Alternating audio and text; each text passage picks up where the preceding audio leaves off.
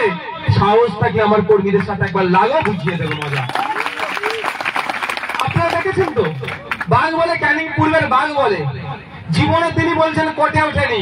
নওশাদ সিদ্দিকীর সাথে লেগেছিল, নওশাদ সিদ্দিকীর কর্মীদের সাথে লেগেছিল, তাকে নটোরিয়াস ক্রিমিনাল করে রেখে সেখান থেকে এখনো বার হতে পারেনি। বুঝতে পেরেছেন? তার নামে মানহানি মামলা দিয়েছি, কোর্টে গিয়ে তাকে জামিন নিতে হয়েছে। তার আগামী দিনে আমার কর্মীদের দিকে ওইরকম কেউ অন্যায় করলে, যে বেটাই হোক না কেন, শাহজাহানের মতো বড় বড় বেটাকে এখন জেলের ভাত খেতে হচ্ছে, ইডির ভাত খাবে। আর এখানে চুনোপুটি আপনার এলাকার যেগুলো আছে তাদের প্রস্তুত থাকতে বলুন। গণতান্ত্রিক প্রক্রিয়াতে ভোট করবে, এক জায়গায় বসে চা খাবেন, তার সাথে কোনো আমার অভিযোগ নেই। কিন্তু অন্যায় করবে, কোথায় আইনের মাধ্যমে কোথায় পৌঁছাতে হবে সেটা যথাসময়ে বুঝিয়ে দেবো। সুতরাং ভয় পাওয়ার কোনো দরকার নেই, মাথা তুলে বাঁচবেন। কারো দয়াতে আমরা বেঁচে নাই, কারো দয়াতে আমরা এখানে নাই, কেউ আমাদেরকে দয়া করেনি, আমরা এখানে আছি।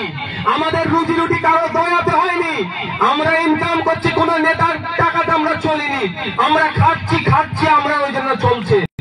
সুতরাং আমরা আমাদের মাথা তুলে দাঁড়াবো, কারো দয়া ভিক্ষা আমরা দেব না, আমরা আমাদের অধিকার বুঝে নেব।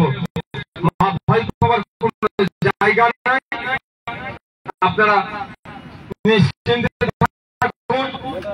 শেষে বলবো, একদম কর্মী সম্মেলনে এসেছেন, বিভিন্ন স্তরের কর্মীরা এসেছেন, ভাই আমাদের দল